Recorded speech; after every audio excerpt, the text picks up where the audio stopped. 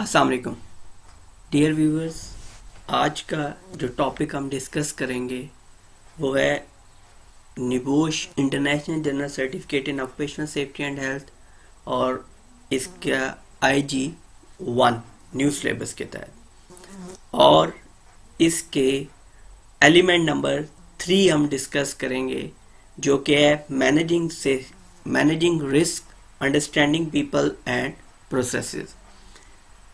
जिस तरह से मैंने एलिमेंट 2 के ख़त्म होने पे एक बात आपको बताई थी कि ये एलिमेंट लेंथी होने की वजह से आपको अवेलेबल होगा डिफरेंट पार्ट्स में।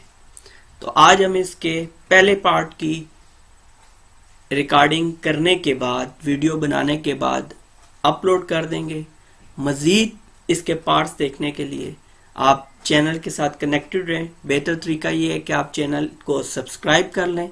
चैनल सब्सक्राइब करने से जैसे ही इसका नेक्स्ट पार्ट अपलोड होगा तो आपको एक नोटिफिकेशन रिसीव होगा जिससे आपको ये मालूम हो जाएगा कि इसका नेक्स्ट पार्ट आ गया है। लेक्चर की जानिब बढ़ते हैं।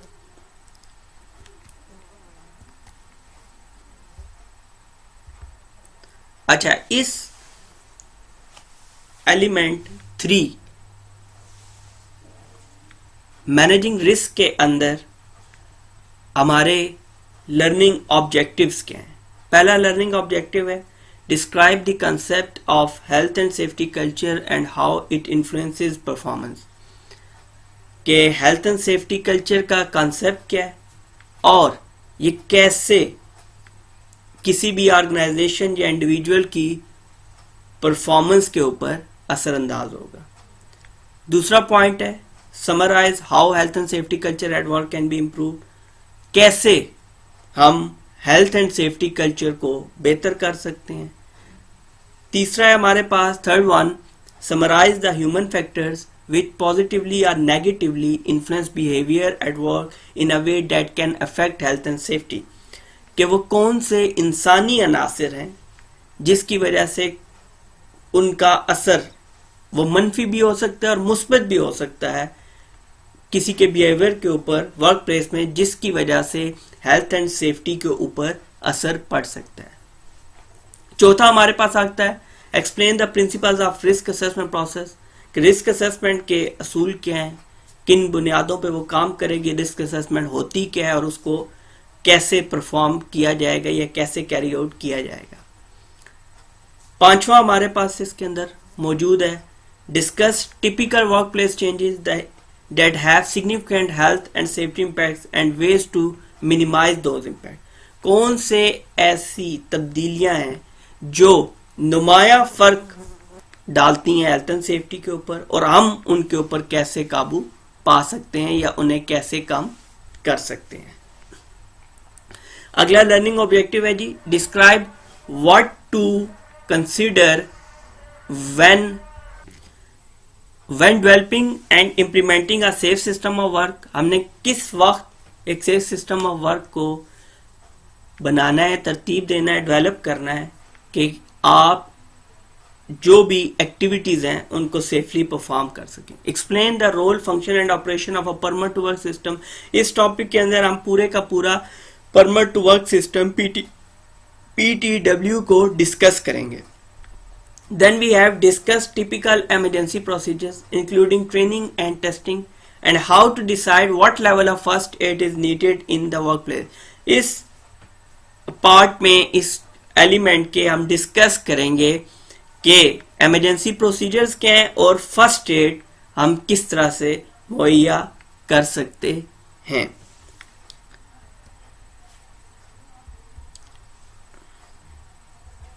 नेक्स्ट जी एलिमेंट 3.1। एलिमेंट 3.1 का मतलब ये है कि ये एलिमेंट 3 का पहला हिस्सा है जिसके अंदर मौजूद है हेल्थ एंड सेफ्टी कल्चर।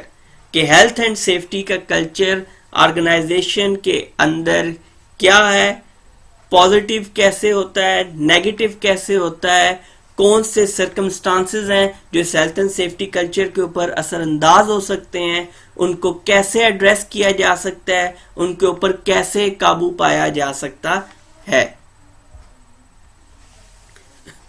अच्छा जी, सबसे पहले सेफ्टी कल्चर की यहां पे हमें डेफिनेशन दिखाई दे रही है। The safety culture of an organisation is a shared attitude, values, beliefs and behaviour relating to health and safety. मतलब सेफ्टी कल्चर एक ऑर्गेनाइजेशन का मुश्तरका तौर पर लोगों का हेल्थ एंड सेफ्टी से रिलेटेड रवैया क्या है, उनके इसके बारे में अकायद क्या है और वो इसको कितनी कदर की निगाह से देखते हैं, उनके मुश्तरका तौर पर। किसी एक बंदे का, इंडिविजुअल की बात नहीं कर रही, शेयर्ड। हम इसके अंदर शेयर्ड का वर्ड जब आएगा तो मुश्तरका तौर पर लोग हेल्थ एंड सेफ्टी के बारे में क्या राय रखते हैं और उसके ऊपर प्रैक्टिकली कैसे काम करते हैं, तो ये कल्चर कहलाएगा। और नीचे इसमें जैसा दिखाई दे रहा है, इट विल बी पॉजिटिव और नेगेटिव, और ये फिर पॉजिटिव हो या नेगेटिव हो, ये अलग डिस्कशन है। इस टाइम पे हमने सिर्फ इसको डिस्कस किया कि हेल्थ एंड सेफ्टी कल्चर है क्या चीज। आगे चलते हैं, पॉजिटिव और नेगेटिव कल्चर के सामने देखते हुए हम डिस्कस करते हैं इसको। दोनों जानिब चार पॉइंट्स हैं जो मेनली इनको अलग करेंगे, इनके दरमियान में फर्क वाजे करेंगे। तो पॉजिटिव कल्चर का पहला है, people think that safety is important, कि लोग अगर ये समझते हैं कि हेल्थ एंड सेफ्टी इंपॉर्टेंट है तो ये पॉजिटिव कल्चर की तरफ निशानदेही की जा रही है। नेगेटिव कल्चर में lots of people think safety is of low priority. Negative culture में बहुत सारे लोग ये समझते हैं कि हेल्थ एंड सेफ्टी इतनी अहम नहीं है बनिस्बत प्रोडक्शन के, क्वालिटी के या बिजनेस करने के। पॉजिटिव कल्चर में दूसरी चीज, safety is considered in all management decision making, के ऑर्गेनाइजेशन के हर सेक्शन में हेल्थ एंड सेफ्टी को डिस्कस किया जाएगा या शुमार किया जाएगा। नेगेटिव कल्चर में ऐसा नहीं होगा। Safety is not considered in decision making at any level. Safety जो है किसी भी तरह हम क्या करेंगे कि हर लेवल पे जब हम इसको इंगेज नहीं करेंगे, इन्वॉल्व नहीं करेंगे, तो ये नेगेटिव कल्चर की तर्जुमानी करेगा। देन पॉजिटिव कल्चर में तीसरी चीज, people work safely because they want to, not because they are told to. इसमें लोग खुद से, क्योंकि लोग चाहते हैं कि हम काम को महफूज तरीके से करें, इसलिए नहीं कि उन्हें कहा जा रहा है तो वो महफूज तरीके से करें, बल्कि इसलिए कि वो जाती तौर पर चाहते हैं कि काम को महफूज तरीके से परफॉर्म किया जाना चाहिए। नेगेटिव कल्चर में इसके बरक्स क्या होगा, people will only work safely if they are told to and think that they will be caught and punished if they don't. मतलब वो इस डर, इस खौफ से कि वो सेफ्टी परफॉर्म कर रहे होते हैं। पहली बात है, नेगेटिव कल्चर में बहुत सारे लोग सेफली किसी काम को परफॉर्म करने की तरफ जाते ही नहीं है। जो लोग जाते हैं तो वो दो बातों की वजह से जाते हैं, एक कि वो पकड़े जाएंगे, दूसरा उस पकड़े जाने के नतीजे में उनको पनिशमेंट हो सकती है, उन्हें फाइन हो सकता है। पॉजिटिव कल्चर की लास्ट डिफरेंस नेगेटिव कल्चर के रेलेवेंट देखेंगे। All workers are positively influenced by this peer thinking and behaviour. Positive में क्या होगा कि जब आपके पेयर ग्रुप्स जो होंगे वो जब पॉजिटिवली परफॉर्म कर रहे होंगे तो इसकी वजह से इंडिविजुअल्स के ऊपर यह असर पड़ेगा, क्योंकि पेयर ग्रुप्स, पेयर ग्रो को बोलते हैं जो मुख्तलिफ ऑर्गेनाइजेशंस के अंदर इसलिए बनाया जाता है ताकि काम को बेहतर तरीके से टीम वर्क की मदद से परफॉर्म किया जाए। तो क्या होगा कि अगर ये पेयर ग्रुप जो है इसकी थिंकिंग पॉजिटिव है तो वर्कर्स के ऊपर भी इसका इंपैक्ट पॉजिटिव पड़ेगा। दूसरी जानिब अगर नेगेटिव कल्चर होगा तो इसके बरक्स उस नेगेटिव पेयर ग्रुप की वजह से जो असर है वो भी वर्कर्स के ऊपर नेगेटिव होगा। आगे जी, indicators used to assess culture. अब health and safety culture positive है या नेगेटिव है, हमें इसके बारे में मालूमात कैसे मिलेंगी, हम कैसे जान सकते हैं कि health and safety culture positive है या नेगेटिव है। तो इसके लिए जी इसके इंडिकेटर्स हैं, अलामतें हैं, जिन अलामतों की मदद से हम ये चीज अंदाजा लगाते हैं, इस चीज के बारे में जानते हैं कि आया जो health and safety culture organisation के अंदर इस वक्त मौजूद है वो नेगेटिव है या पॉजिटिव। पहली चीज एक्सीडेंट्स, इसके अंदर आता है एक्सीडेंट रेट्स। अगर एक ऑर्गेनाइजेशन के अंदर एक्सीडेंट रेट ज्यादा है तो वहां पर कल्चर नेगेटिव शो होगा, और अगर एक्सीडेंट रेट्स कम है तो ऐसी सूरत में आपका जो हेल्थ एंड सेफ्टी कल्चर है वो पॉजिटिव है। नेक्स्ट सिकनेस रेट, के लोग कितने बीमार हो रहे हैं। लोग बीमार होने की वजह, सिकनेस रेट से तो जाहिर हो गया कि अगर सिकनेस रेट ज्यादा होगा तो वर्कर जो है काम पे नहीं आ पाएगा, तो ऐसी सूरत में भी एब्सेंटिज्म बढ़ेगा। एनी ऑफ सिकनेस रेट से अगर ज्यादा है तो ऑर्गेनाइजेशन में नेगेटिव कल्चर है, और सिकनेस रेट अगर कम है तो ऑर्गेनाइजेशन के अंदर पॉजिटिव कल्चर है। सिकनेस रेट से पता ये चलता है कि वर्किंग एनवायरनमेंट जो है वो सूटेबल है। अगर सूटेबल होगा तो पॉजिटिव कल्चर की तरफ जाएगा, और अगर ये सूटेबल नहीं है वर्कर के लिए, वर्कर बार बार बीमार हो रहा है, तो ऐसी सूरत में नेगेटिव कल्चर सामने आएगा। एब्सेंटिज्म, जी एब्सेंटिज्म बोलते हैं गैर हाजिरियों के तसलसल को। इसमें ऐसा नहीं कि एक बंदा अगट्ठी छुट्टी पे चला जाए, बल्कि ऐसा है कि एब्सेंटिज्म गैर हाजिरियों का तसलसल इस तरह से है, एक बंदा 2 दिन आता है 2 दिन नहीं आता, 2 दिन आता है 2 दिन नहीं आता। अब इसके पीछे ये जो तसलसल है, अगर ये ज्यादा है गैर हाजिरियों का तसलसल, तो ऐसी सूरत में कल्चर नेगेटिव होगा, और अगर ये तसलसल कम है तो कल्चर पॉजिटिव होगा। एब्सेंटिज्म के पीछे 2 बातें हैं, या तो वर्कर काम की वजह से बीमार हो रहा है और काम पे नहीं आ पा रहा, दूसरी वजह यह है कि जो वर्किंग एनवायरनमेंट है वो उसमें फिट इन नहीं हो रहा, जिसकी वजह से वो अवॉइड कर रहा है वर्किंग एक्टिविटीज को।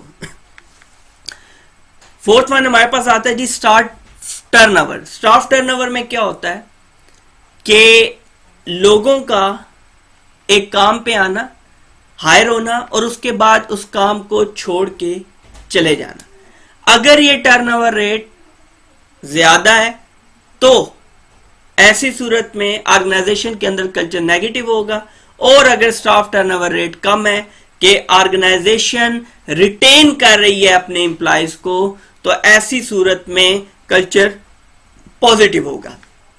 यहां पे स्टाफ को रिटेन करने का मामला है, स्टाफ को मेंटेन करने का मामला नहीं है।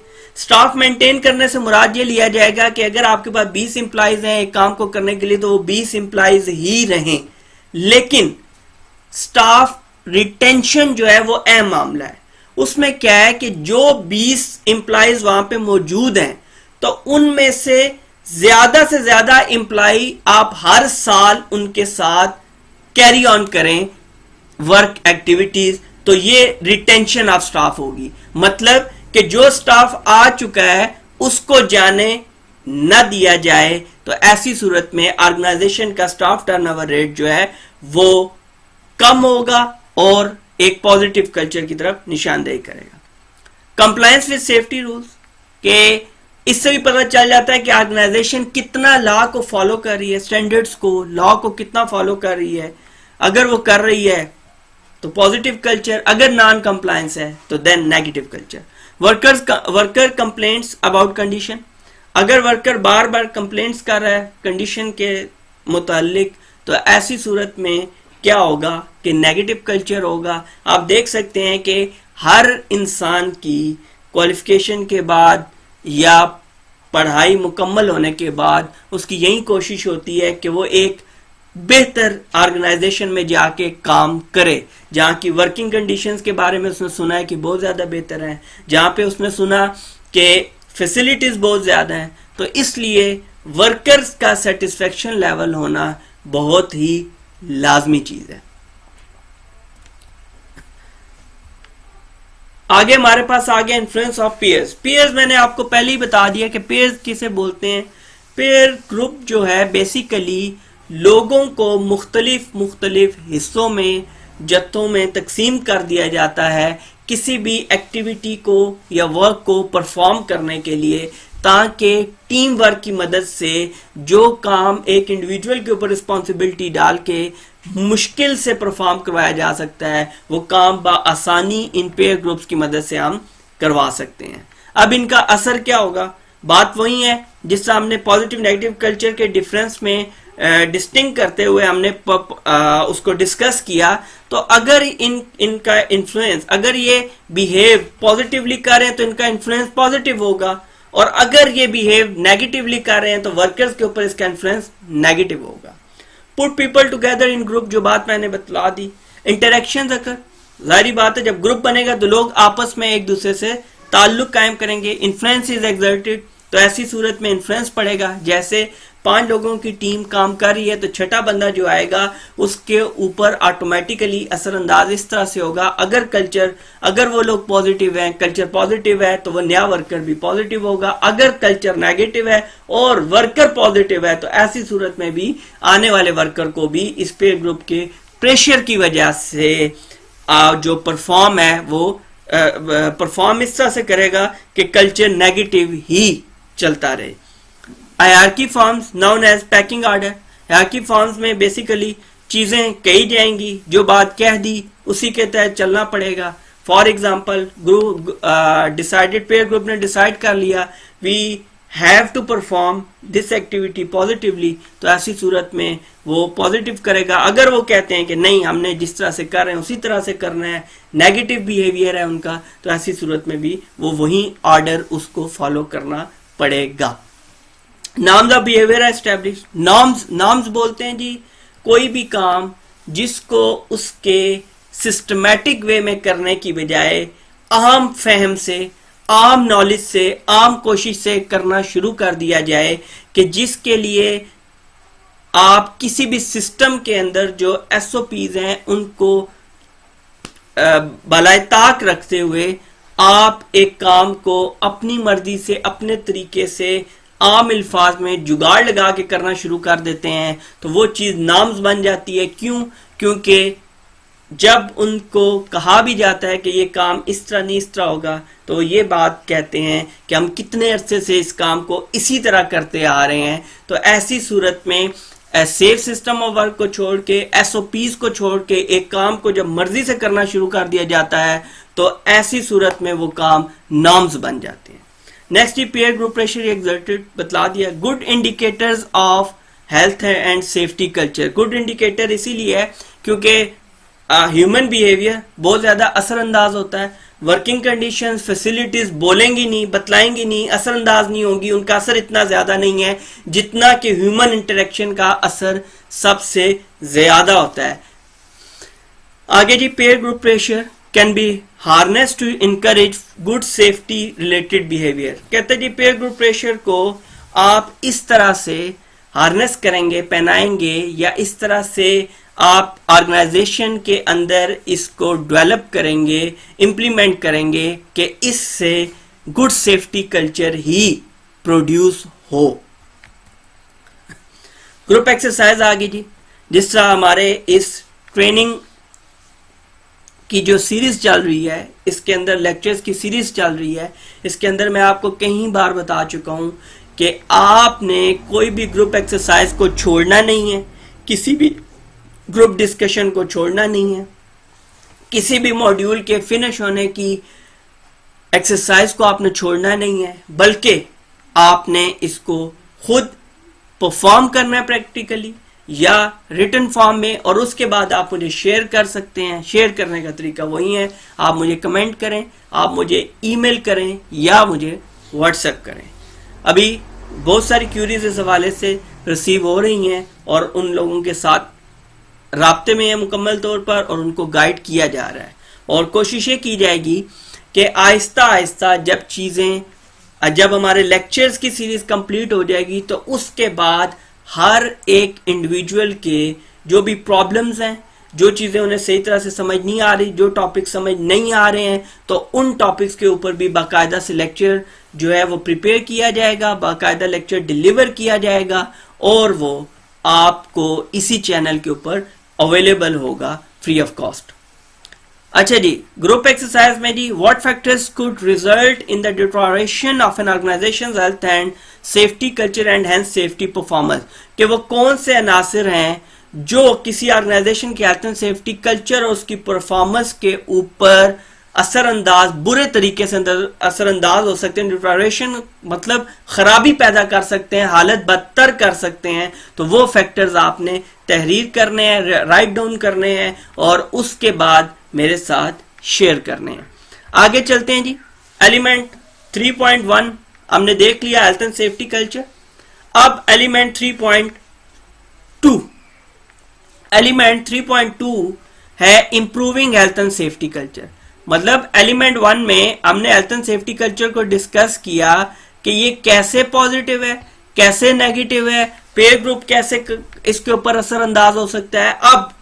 अब हमें ऐसी सूरत में जो पॉजिटिव है वो तो जी कंटिन्यूस इंप्रूवमेंट की तरफ जाएगा, उसके अंदर तो आपको कुछ भी करने की जरूरत नहीं, सिर्फ सिस्टम को कंटिन्यू फॉर्म में बेहतरी की जानिब आपने गामजन रखना है। तो मेन मसला ये है कि जब कल्चर नेगेटिव हो गया है तो उसको इंप्रूव कैसे किया जाए और जो कल्चर पॉजिटिव है उसको मजीद बेहतरी की जानिब कैसे लाया जाए। अच्छा जी, पहली चीज improving health and safety culture में आती है मैनेजमेंट, कमिटमेंट एंड लीडरशिप। ये चीज अंडरस्टैंडेबल है कि सबसे पहले मैनेजमेंट कमिटमेंट ही एक ऐसी चीज है जो हमें टॉप प्रायोरिटी पे रिक्वायर्ड है। उसके पीछे रीजनिंग क्या है कि for example being health and safety manager, being health and safety officer, being health and safety supervisor, आप चीजों को उस हद तक बेहतर नहीं कर सकते जब तक टॉप मैनेजमेंट कमिटेड ना हो, क्योंकि मेन रिसोर्सेज चाहे वो फाइनेंशियल हो, चाहे वो मटेरियल की शक्ल में है, चाहे वो पीपीईज इक्विपमेंट की शक्ल में है, तो जब तक टॉप मैनेजमेंट कमिटेड नहीं होगी तो उस टाइम तक किसी भी सूरत आपका मैनेजमेंट सिस्टम, आपका हेल्थ एंड सेफ्टी कल्चर बेहतर नहीं हो सकता। सीनियर मैनेजमेंट सेट पॉलिसी, जो सीनियर मैनेजमेंट है वो पॉलिसी सेट करेगी, अंडरस्टूड है। हमने पॉलिसी एलिमेंट 2 के अंदर डिस्कस भी की। और याद रखिएगा ये बात कि नॉर्मली एक लीगल स्टैंडर्ड कहता है कि जब आप 5 या 5 से ज्यादा लोगों को एक ऑर्गेनाइजेशन के अंदर हायर करते हैं तो ऐसी सूरत में आप एक proper health and safety management system develop करेंगे और आपके ऊपर लाजिम है आर्टिकल नंबर 14 C155 के तहत कि आप एक health and safety policy policy establish करेंगे, डेवलप करेंगे और उसको कम्युनिकेट करेंगे अपने तमाम तर वर्कर्स के माबैन। Next we have they also set priorities and target, understood है। ऑब्जेक्टिव्स, टारगेट सेट करना टॉप मैनेजमेंट काम है। They must inspire and motivate, और वो इस जानिब लोगों को रागिब करेंगे, रागिब करने में उन्हें वलवला जज्बा दिलाएंगे कि उन्होंने किसी भी चीज को जब भी परफॉर्म करना है तो वो सेफली परफॉर्म करना है। Then we have their leadership cascade through the organisation, जो उनकी लीडरशिप है वो पूरी की पूरी ऑर्गेनाइजेशन के अंदर झलकनी चाहिए, दिखाई देनी चाहिए कि पूरी लीडरशिप मैनेजमेंट कमिटमेंट जो है, मतलब मैनेजमेंट की कमिटमेंट जो लीडरशिप है उसने पूरी ऑर्गेनाइजेशन के गिर्द एक पॉजिटिव कल्चर के लिए आसार कायम किया हो, जिससे हमें वाज़े तौर पर दिखाई दे कि हमारी मैनेजमेंट, टॉप मैनेजमेंट कमिटेड है हेल्थ एंड सेफ्टी की जानिब। विजिबल लीडरशिप किस तरह से दिखाई देगा कि हमारी जो मैनेजमेंट है उसके अंदर लीडरशिप की क्वालिटीज मौजूद हैं और वो कमिटेड हैं। बिहेविंग सेफली, कि वो सेफली कोई भी काम परफॉर्म करें। इन्वॉल्वमेंट, सेफ्टी मीटिंग्स में वो अपना किरदार, अपनी शमूलियत इख्तियार करें। Doing safety tours and audit, safety audits करें, टूर्स करें। Promoting changes to improve safety, enforcing rules through use of discipline, और नज़्मो ज़ब्त का मुजाहरा करते हुए तमाम असूल, क़वाइद व ज़ाबित को इम्प्लीमेंट, ताकत के जरिए नाफिज करने की कोशिश करें। जी आ गया कॉम्पिटेंट वर्कर। कॉम्पिटेंट वर्कर के बारे में मैं पहले बता चुका हूं कि कॉम्पिटेंट पर्सन हम उसको कैट की एब्रीविएशन में देखते हैं और उसका कैट से अंडरस्टैंडिंग ये है, के for knowledge, A for ability, T for training, E for experience, और उसी चीज को यहाँ पर डिस्कस किया जा रहा है। कैसे डिस्कस किया जा रहा है? Competent workers, a competent person is someone who has sufficient training, skills, experience and knowledge and perhaps other attributes such as attitude or physical ability to be able to carry out their job safely। अच्छा, इसमें एक बात याद रखिएगा, competent person के अंदर ये चार चीजें मेनली काउंट की जाती हैं, लेकिन कुछ सर्कमस्टांसेस में जब नेचर ऑफ वर्क हार्ड हो या नेचर ऑफ वर्क हार्ड हो या नेचर ऑफ वर्क डिफरेंट हो या डिफिकल्ट हो, तो ऐसी सूरत में क्या होगा कि आपको एडिशनल एट्रीब्यूट्स भी देखने पड़ेंगे, जिसमें वर्कर का बिहेवियर क्या है, जिसमें वर्कर की जो काम करने की सलाहियत है वो कैसी है। अच्छा जी, अब आगे हमारे पास आ गया ये ग्रुप एक्सरसाइज भी है, और इसको हमने यहाँ पे डिस्कस भी कर लेना है, और क्योंकि ये पार्ट है इसी एलिमेंट का। Identify a few example of work place communication, कि वर्क प्लेस में कम्युनिकेशन कैसे की जाएगी, कि वर्कर के साथ इंटरेक्शन कैसे किया जाएगा, वर्कर से फीडबैक कैसे लिया जा सकता है। तो ऐसी सूरत में हमारे सामने तीन कैटेगरीज हैं। पहली वर्बल कम्युनिकेशन जो बोल के की जाए, दूसरी रिटन कम्युनिकेशन जो तहरीरी तौर पर की जाए, और तीसरी ग्राफिक कम्युनिकेशन जिसके अंदर आप तस्वीरी तौर पर चीजों को एड अप करके ये कम्युनिकेशन करेंगे। आगे आता है जी, what are the merits and limitation of each method, के हर कम्युनिकेशन मेथड की कैटेगरी के फवायद क्या हैं और इसके नुकसानात क्या हैं। आगे चलते हैं जी, पहले आता है हमारे पास वर्बल कम्युनिकेशन। वर्बल कम्युनिकेशन के बेनिफिट्स में पहला है पर्सनल, कि हर बंदा इंफरादी तौर पर इसको कर सकता है, क्विक फौरी तौर पर आप किसी के सामने कुछ भी कह सकते हैं, डायरेक्ट आपके और सुनने और बोलने वाले के दरमियान कोई भी चीज हाइल नहीं है, और इससे आप चेक अंडरस्टैंडिंग डेवलप कर सकते हैं। कैसे चेक अंडरस्टैंडिंग? फॉर एग्जांपल, अगर आप फेस टू फेस किसी के सामने हैं, बीइंग टीचिंग, जब मैं किसी को फेस टू फेस लेक्चर दे रहा हूँगा तो उसके फेस एक्सप्रेशन से मैं ये रीड कर पाऊंगा कि आया जो चीज उसको समझाई जा रही है तो क्या उसको समझ आ रही है या कि नहीं। फीडबैक, उसका कोई सवाल है, कोई चीज पूछना चाहता है, देन शेयर व्यूज, और ऐसी सूरत में वर्बल कम्युनिकेशन में आप अपने व्यूज शेयर कर सकते हैं, दूसरे के सुन सकते हैं। एडिशनल इंफॉर्मेशन, बॉडी लैंग्वेज, और बॉडी लैंग्वेज से भी कई दफा आप बहुत सारी चीजों को समझाने में कामयाब हो जाते हैं। लिमिटेशंस या डीमेरिट्स या डिसएडवांटेजेस क्या है? नंबर 1, लैंग्वेज बैरियर, समझाने वाला इंग्लिश बोल रहा है और अगला उर्दू स्पीकिंग है या हिंदी स्पीकिंग है तो उसको समझ नहीं आएगी। जॉर्गन होता है कि किसी भी आपकी जो फील्ड होती है उसके अंदर स्पेसिफिक जो टर्मिनोलॉजी, स्पेशल वर्ड्स वगैरह यूज किए जाते हैं, वो तमाम तर आपके जॉर्गन्स में होते हैं, और वो चीजें मुहावरतन या इस तरह से इस्तेमाल होती हैं, इस्तिलाहात होती हैं कि जिनको इतनी आसानी से हर बंदा समझ नहीं पाता। स्ट्रॉन्ग एक्सेंट डायलेक्ट, आपका अगर बोलने का जो एक्सेंट है, जो तरीक़ेकार है, वो इतना प्योर है कि उसको भी समझने में कई बार दुश्वारी होती है। बैकग्राउंड नॉइज है जी, उसकी वजह से आवाज़ क्लियर नहीं है। पुअर हेयरिंग है, सुनने वाले की समात का इशू है या वो कंसंट्रेट नहीं कर पा रहा बात पे। एम्बिग्विटी, या बात इस तरह से की गई कि वो उलझाव का शिकार हो गई, कि बात सीधी तरह से समझ नहीं आ रही। Missing information, forgetting information, no record. Poor, no record इसलिए कि कही हुई बात का आपके पास रिकॉर्ड नहीं होगा। जिस तरह दो बंदों के, अब तो थोड़ा बहुत चीज़ें बेहतर हुई हैं तो रिकॉर्डिंग और इस तरह की चीज़ें हैं, मोबाइल फोन और इस तरह, लेकिन टेक्निकली इसका कोई रिकॉर्ड नहीं होगा। पुअर क्वालिटी, टेलीफोन RPA जो पब्लिक अनाउंसमेंट सिस्टम होते हैं जिसमें स्पीकर वगैरह, और इस वजह से आपकी जो आवाज़ है वो उसकी क्वालिटी जो है वो डिस्टर्ब हो सकती है। Then we have written communication, तहरीरी तौर पर। बेनिफिट क्या है? परमानेंट रिकॉर्ड, मैं पहले बता चुका हूं, रिकॉर्ड से मुराद हम हमेशा यही लेंगे कि कोई भी चीज तहरीरी तौर पर किस तरह तहरीरी तौर पर जब आएगी तो उसी को ही हम रिकॉर्ड तस्वर करेंगे, और परमानेंट रिकॉर्ड जब लिख दिया तो वो मुकम्मल तौर पर तहरीर आपके पास महफूज होगी। रेफरेंस, हवाला जात वगैरह आप दे सकते हैं। Can be written carefully for clarity, और इसके ऊपर बड़ी सोच विचार के बाद लिखा जाएगा ताकि इसको पढ़ने वाला इसके साथ अंडरस्टैंडिंग प्रॉपरली जो है वो अंडरस्टैंड कर पाए इसको। वाइड डिस्ट्रीब्यूशन रिलेटिवली चीपली, और इसको आप बड़े कम खर्चे के ऊपर बड़े दूर तक फैला सकते हैं। जैसे एक ईमेल है, आप एक ईमेल करते हैं और वो रिटन फॉर्म में बहुत दूर तक चली जाती है, उसके लिए आपके सामने जिसको आप ईमेल कर रहे हैं उसका होना लाजिम नहीं है। लिमिटेशंस जी, डीमेरिट्स डिसएडवांटेजेस क्या है? इनडायरेक्ट है, टाइम टेकिंग है, जॉर्गन एब्रीविएशंस इन्वॉल्व होंगी बीच में जो एक प्रॉब्लम क्रिएट कर सकती हैं। इम्पर्सनल है, जाती हैसियत में नहीं कर रहे। एम्बिगुअस हो सकता है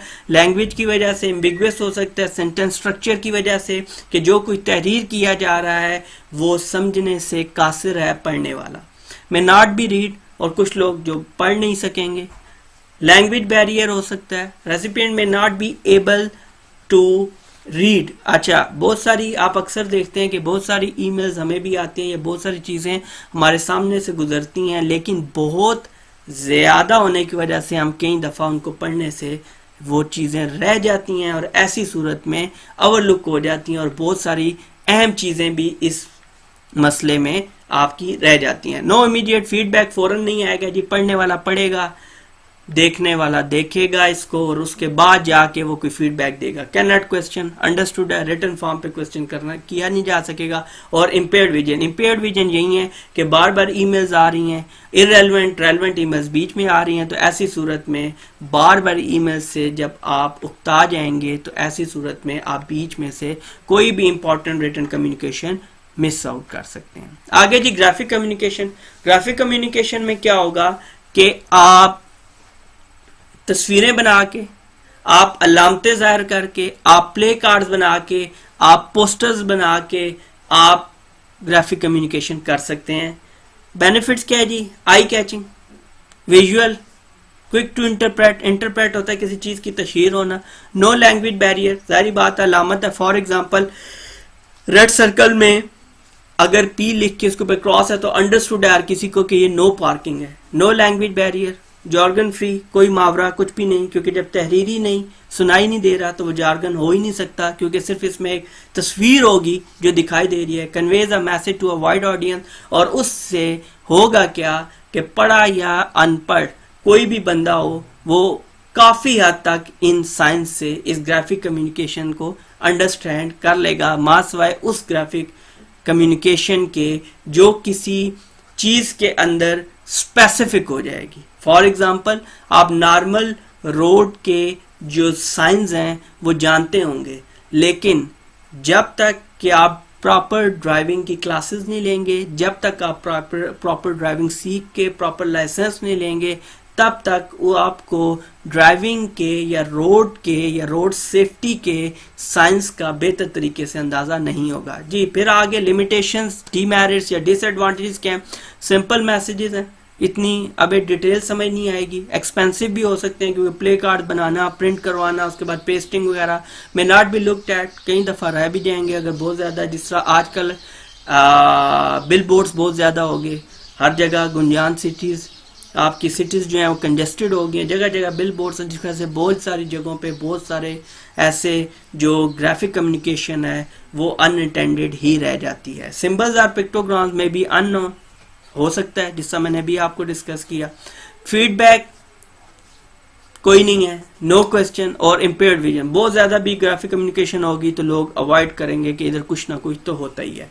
ब्रॉडकास्टिंग मेथड्स की बात करें कि इन कम्युनिकेशन के जरिए तो आगे, अब इसके बाद ये ग्राफिक कम्युनिकेशन हम करेंगे कैसे जी? नोटिस बोर्ड्स यूज करेंगे, जिससे स्कूल, कॉलेजेस, आपके ऑर्गेनाइजेशंस के अंदर ये मौजूद होते हैं, जहाँ पे हर अहम अपडेट खबर को नशर किया जाता है। Posters and videos, digital media, tool box talk जिनको टीबीटी बोलते हैं, टूल बॉक्स टॉक्स, टीबीटी अक्सर काम शुरू होने से पहले कोई भी ऑर्गेनाइजेशन करती है। Memos and emails, workers handbook, worker handbook, छोटे छोटे मैनुअल्स बना दिए जाएंगे ताकि हर वर्कर के पास वो मैनुअल पहुंच सके और उस मैनुअल को सामने रखते हुए वो समझने की कोशिश करे। आगे जी, आगे हमारे पास इसके अंदर ग्रुप एक्सरसाइज, ये है जी ग्रुप एक्सरसाइज। ये ग्रुप डिस्कशन नहीं है, ग्रुप एक्सरसाइज है। तो ग्रुप एक्सरसाइज जैसे ही आई तो इससे अंडरस्टूड है कि आप ही ने इसको परफॉर्म करना है और परफॉर्म करने के बाद मुझे शेयर करना है। ग्रुप एक्सरसाइज है जी, what are the merits and limitation of using safety poster as a form of propaganda.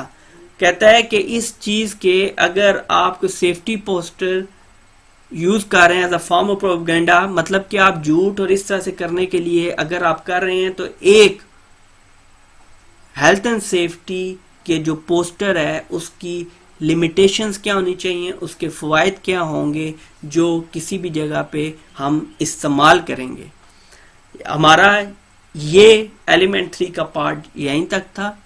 अगले पार्ट के लिए कनेक्टेड रहें चैनल के थ्रू, चैनल सब्सक्राइब कर दीजिए ताकि जैसे ही इसका अगला पार्ट आपके पास अपलोड हो तो वो फौरन से आपको नोटिफिकेशन आ जाएगा और आप अपनी लर्निंग को यहीं से आगे स्टार्ट कर सकते हैं। अब तक के लिए इतना ही। अगले लेक्चर की वीडियो में बहुत जल्द आपसे मुलाकात होती है। Thank you very much. अल्लाह हाफिज़।